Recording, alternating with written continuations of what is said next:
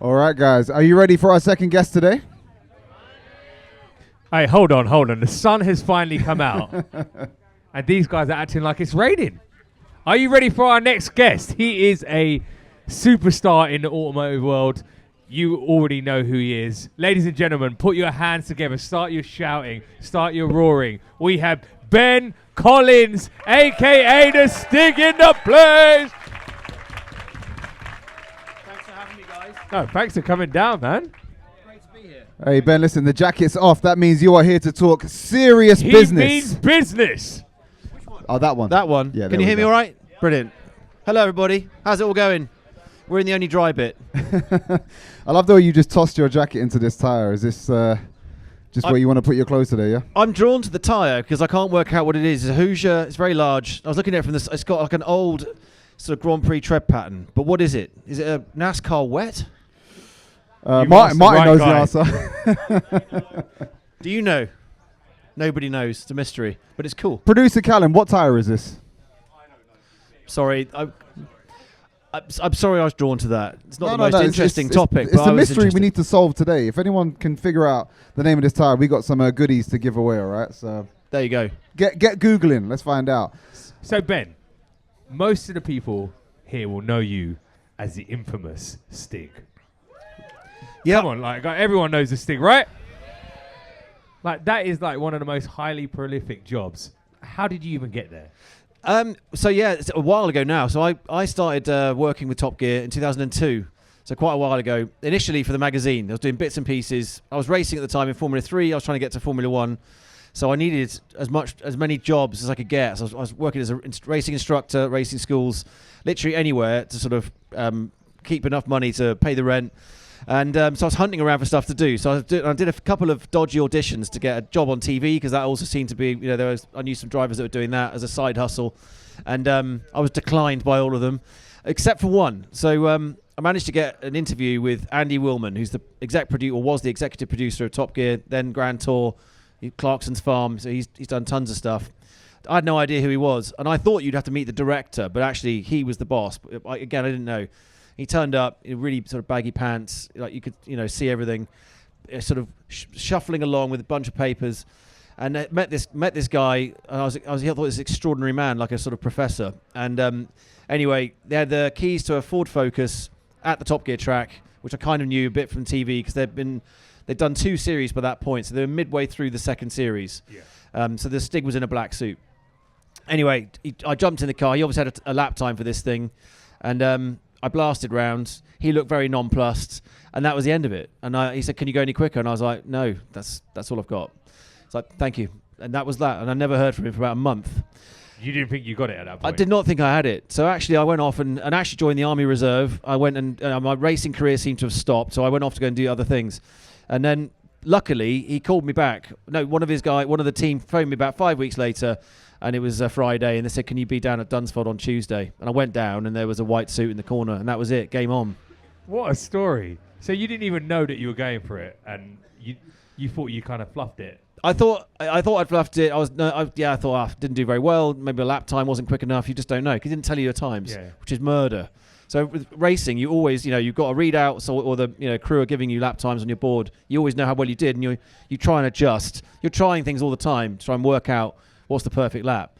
But if they don't tell you what your time is, it's all in your head. And then you start thinking, did I brake late enough? Did I overdrive? What did I do wrong? But it worked. Anyway, that was it. First, and then the suit didn't fit very well. So they must have been expecting someone smaller. So I binned that off as quickly as possible and got my Alpine Star suits on and started making it look a bit more respectable. Your time as a Stig, obviously your face was covered, but looking at you now, you've got such a handsome face for TV. Can we all agree that, right? Very kind, very kind. When you were in the helmet for so long, at any point were you just like so relieved to finally take it off? I loved it. I'm quite the opposite. I'm actually a pretty shy person. I was very happy working on TV and then not having to say a word. It was perfect because I could hide behind the helmet, just drive a car. That's what I was. All these cameras around made me quite nervous. But I was like, I'm just driving cars, racing. It's no different. I didn't have to talk, but quite quickly realised that there was this humorous bit to the Stig, with not just the not talking bit, but the sort of nonchalant way of it just made sense. So I started playing around, and and I could see when the camera guys were laughing, or my boss was laughing, and it seemed to work. So sort of Crocodile Dundee was my sort of icon for that. Like not being able to walk down an escalator, all that kind of stuff. Just farting around when we were walking around town. So I really enjoyed those shoots when I wasn't driving. So one of my best days out was Blackpool, and we had basically I was killing time. The presenters were trying to drive from I think Germany on one tank of gas. And so there was a high chance none of them going to make it. And so they needed some B-roll from the Stig doing his day out. So I had my palm read. Went to a magic show, and I got to spend time on a roller coaster. And all that stuff. It was brilliant to get paid to do that. So it was a really cool job and really varied. But the mainstay was obviously blasting around the track. Sure. So I was really happy not talking. And then I thought it was miraculous that I lasted that long, because the previous Stig was only there 9 months. How long were you there for? 8 years. 8 years. Come on, ladies. I did a year. I thought, this is great. I beat the other bloke because I'm such a petty-minded, competitive racing driver. So that was like great. I've outlasted the first one, but 2 years in, I started to think, gosh, it's gonna unwind. Must be something that will catch me out, and it will show my age. But it was when YouTube got started, so that was that era. There was no YouTube before then, and I did an interview, which I thought was a bad idea. But BBC asked me to do an interview with a Dutch presenter. And they're like, no one will ever see it. It'll be on Dutch telly. Who cares? And I said, oh, if you're sure. But anyway, a couple of years later, it came out on YouTube, and people were like, that's Ben's voice. And it was another giveaway. And those little things started to snowball over time.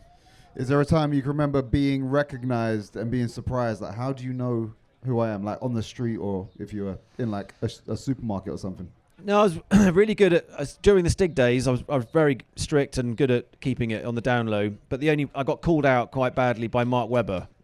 So I'd raced with him in Formula 3, so you know what people look like, because you see them in racing suits and all that. But I just said, I think you may know me. And he said, Ben, I saw you walking this morning. I know it's you, mate. So that was that. So I didn't have to try and pretend or put on a French accent. It was pointless. You recognise other drivers pretty quickly. Yeah. Was there any sticky moments being the Stig? Like, would you have any experience on the racetrack where it's like, oh, maybe this isn't going as well as it should be going? Dunsfold's pretty safe. It's very high speed, but there aren't many walls, although I found the only one when I was in the Koenigsegg, which was a sad day. But they weren't, on the track there, you knew really what the limits were. It's very flat. You've got loads of runoff, so it's fine. Only sketchy part is, you just want to keep the job. You want to do a good job. So the first time I think I scratched a Ferrari once. That was the first thing that kind of went wrong, I think. Going through the follow-through. My boss was there, which is never good at the side of the track. He rarely would come down when I was doing times. Was it high pressure when he was there? He put pressure on. He said, this car should be going quicker. I'm like, quicker than what? He said, well, this is the new one. It's got more power than the last one. Da-da-da-da. And he said, I'm surprised. It should be faster. I'm like, I am pushing flat out. There's a massive crosswind. So the follow-through is the quickest corner. And you can, in a Ferrari, you can do about 110 through there. There's a bump. Matt Armstrong drove it recently in his car. Found the bump in the Porsche and went off. But we'll ask him about that. Yeah. So he was putting pressure, and actually, you should never really question it. I've done it long enough to know that I was in the zone, but I tried to find a bit more, and that bit more, I shaved the wall, and I heard it go clump, and the tyre wall rubbed from the front quarter all the way to the back, and I knew it scratched it. All the Ferrari guys were there, like 12 of them, test driver. They're all from Italy. They're so passionate, and they care deeply about how the car's doing. So I thought, well, I've scratched it, which is awful, but I've got 2 more corners to go, so I better keep going. And crossed the line, went a tiny bit quicker, but not much. And then I was chatting to them, and they were so cool about it. And then Stig, we have many cars. We break many cars at Fiorano's, no problem. And then we were talking about the tyres, and we basically said it's on different tyres to the previous model, and that's why it's slower. So it was worth about a second. So I was all right, actually, and I got to take that to my boss, and he was like, whatever. Some people are never satisfied. No. Would you say it was the best job you could ever have had?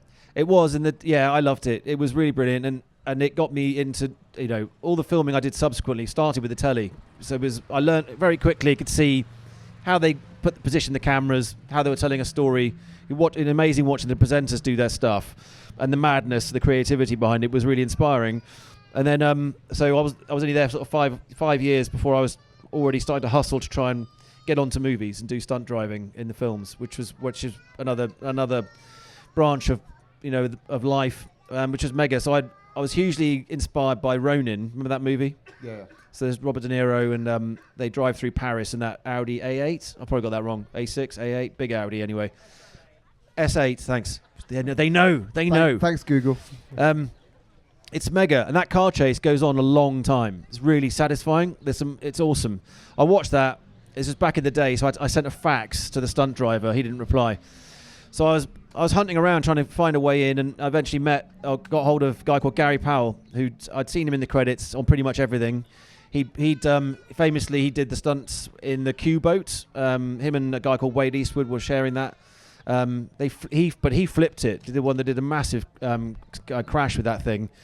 So he was a big deal. He was stunt coordinator on the Bond movies, and he gave me an opportunity, which was amazing. So that was my first big film, was Quantum of Solace. Oh, amazing. Straight into a Bond film.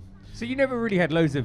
You didn't have one big break. It was just loads of little things that culminated to great jobs. Well, the big break really was my parents got me going. My dad in particular, from age dot, was a pretty wild driver. So from the back seat or front seats, it was always game on. I loved it. And he would do handbrake turns out the end of the driveway. He was always in a hurry, and he loved it. He worked hard, and for him his joy was to be able to upgrade his car. So that was always the goal. So it was like a mini series of Top Gear. What was going to be the next. It was the company car, and there was a lot of aggro. And this is a true story, which I can vaguely remember. But I was sort of 4 years old. And I could hear this conversation from the back seat. He was moaning because his boss wouldn't give him a Jaguar, which was he'd given himself, but my dad couldn't have it. And he was in a Rover. He wanted the upgrade. And we went to the boss's house. It was a party that he was hosting, all the employees and stuff. And he opened the door, and I just said, "Why can't Daddy have a Jaguar?" And he started talking crap, and I just kicked him between the legs. And this poor man I brought him to his knees. Everyone in the party thought it was hilarious, and my dad was laughing, and it's like, yeah, give me the car. And that was the birth of the Stig. That was it. Straight in there. Right, we're here today at Shelsley, Walsh. Of course, we can hear the cars revving away in the back. What are you doing today? So I'm doing some runs up the hill. So we've got some charity auction prize winners. They're going to get a run with me up the hill. Got 3 more runs to do in a Lotus Emira. So that's the yellow one, my banana car over there. Mm-hmm. And that's it, hanging out. I'm going to go and chat to the boys. Oh, and I've got my just completed Lancia. I'm just so excited. So the guys from Tank Barrett have been working... Where are the guys? There's 2 of the boys there at the back. Can't put your hands up, boys. They are artists. Come on, you two, don't be shy. But yeah, they've done an amazing job. And so I got bitten by the bug of Lancia, which is always exciting thing. So I got a little 16 valve, but then I got a bit hooked and wanted something a bit bigger and faster. And then we got hold of this Evo 1, which has been a project. So Tank's been leading that, and we've done some, it just looks incredible. The paint scheme on it's quite rare, and it's got a beautiful setup on it. So they've managed to get it here, so it runs and it goes, but it's got to be run in a bit. Sure. But I'm wondering if Tank thinks it's okay if I can take it up the hill. What are we saying? Is that okay? Do we have permission? They're debating. Yeah, once he's had his second drink, we might be okay. No. I'll see what he says. But I think it could count as running in. So I might try and get some of the boys. And it's got 3 passenger seats, so why not? God, let's do it. Can we get a lift? Yeah. So Ben, you're a man of mystery as a Stig, but we got a lot of people probably want to ask you a question or two. Can we open Absolutely, up to the audience? Please. Does anybody want to ask Ben, aka the Stig? Oh, the hands are straight up. Can you come up here because the mic isn't long enough? What's your name first and foremost? Eddie. I believe you bought a farm. Yes. And also you're making cider now. So being that you're pretty shy, is that the reason buying a farm? And now you're making cider. So what's the name of the cider? Well, I've had to stop being shy because I've got a YouTube channel now. Right, so I'm now trying to be a blabbermouth and do lots of filming. But so I'm working on that. But the cider stuff is really exciting. I don't know why I'm obsessed with apple trees, but I love it. So I grew up on a farm in mid-Devon, and that's kind of where I learned to drive, skidding quad bikes around and stuff like that.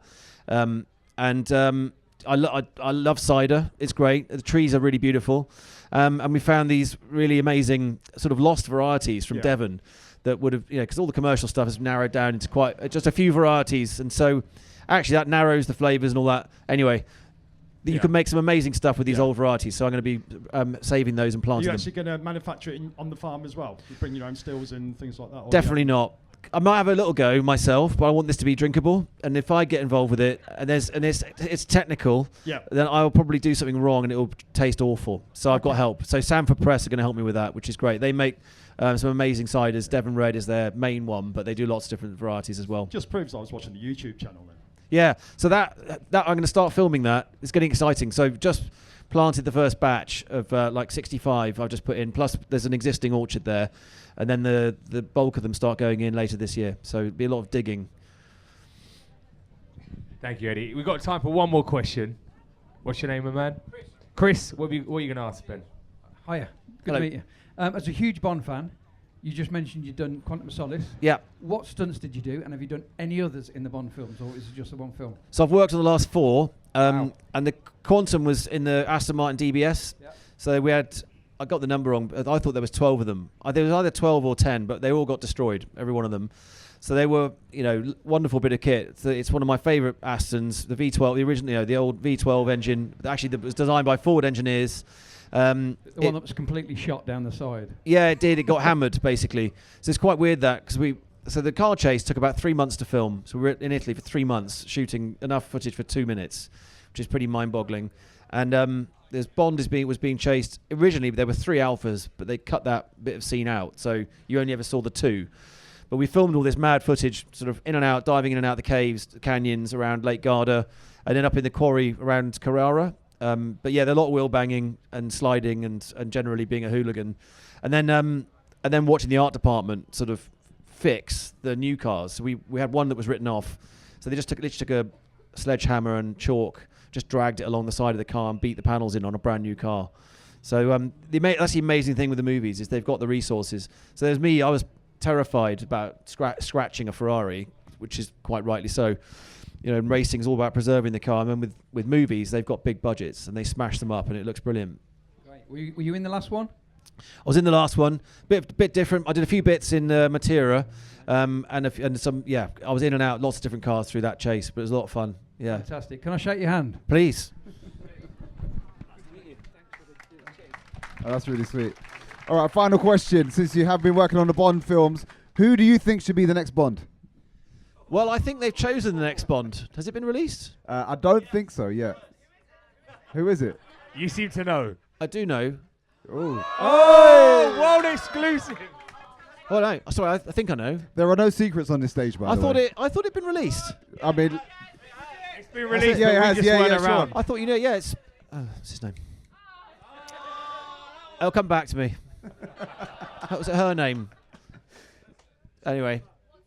we'll find out off Any camera. other questions? Yeah? No, that's it. Listen, guys. All right, thank you so much, Ben. Thanks, guys. Thanks for having me. Have a Ladies great time. and gentlemen, See you later. Ben Collins. Thank you, man.